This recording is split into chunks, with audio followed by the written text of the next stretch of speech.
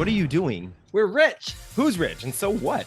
The queer community is rich, and this is what you do when you're rich, right? Well, not exactly. What John's trying to portray is the purchasing power of the LGBTQ community in America. And that's what this Queer Money bonus episode 335 is all about. So let's get on with the show. We have $1.4 trillion. Cha-ching. According to a 2020 report by Pride Co-op, the purchasing power of the queer community in the U.S. alone is over $1.4 trillion. That is a lot of money. For those of you who are listening to this episode rather than watching us on YouTube, what I was doing in the intro was doing all dollar bills, y'all. Shuffling my money out, throwing my 500s and my hundreds out so the whole world can see. So John did mention this, right? $1.4 trillion. That is a lot of money. Some perspective, if we were a state, the queer economy would be the largest economy by state in the United States. And we would be equal to the economies of countries like Australia and Spain, and bigger than countries like the Netherlands and Argentina. That is a lot of money. And more importantly, that is a lot of opportunity. Yes, it is. Okay, so what is purchasing power? Purchasing power, according to Investopedia, is the amount of goods and services that a unit of currency can buy at any given point in time. Really? What that really means in more interesting terms is the LGBTQ plus community can buy a lot of shit. Right. Actually, $1.4 trillion worth of stuff. Yes, exactly. We need to think about this a little bit more. If we were to just invest 1% of that $1.4 trillion or $14 billion of our purchasing power into politicians, causes, and organizations that fight for our rights, we would change the United States for not just the LGBT community, but for our allies and everyone for the better. I mean, this really would help everyone. And what does this really mean? How do we put it in even more perspective when we're talking about politicians? That's and a lot of politics? money. I think it's hard to wrap your head around. Yeah, it is.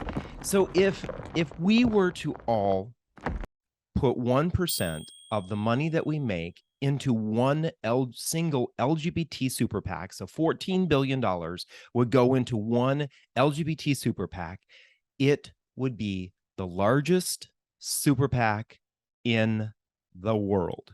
More money in one place than all of the other politicians. And as a matter of fact, it would be more than 4 times all of the money that all of the super PACs raised in 2020, which was an election year. This is according to opensecrets.org.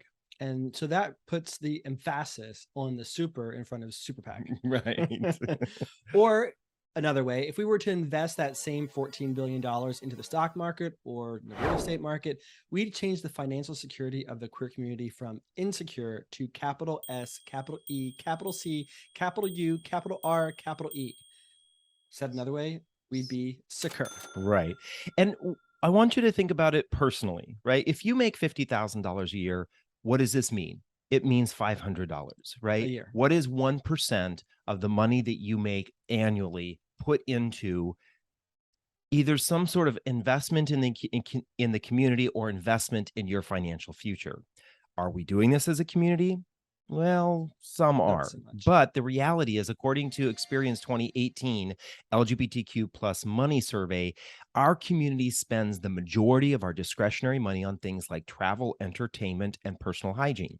Now, there's nothing wrong with any of those things, right? We travel, we entertain ourselves and go pay for entertainment, and for the most part, we take care of our personal hygiene. I think you're pretty, David. The reality is, if we as a community could redirect just a few of those dollars to improve our lives, we could improve the lives of 20 million LGBT Americans. Again, remember that 20 million number is the number we talked about on a couple episodes ago about how big our LGBT community is in the United States. And we said this is a huge opportunity and we are powerful if we decide to actually do something with the power that we have.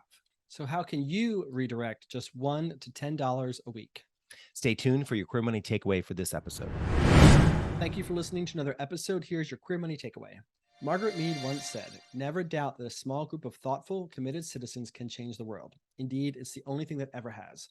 With that, think about what could happen if 20 million plus LGBTQ plus Americans redirected just $1 to $10 a week to the politicians, causes, and organizations that would protect and enhance our rights.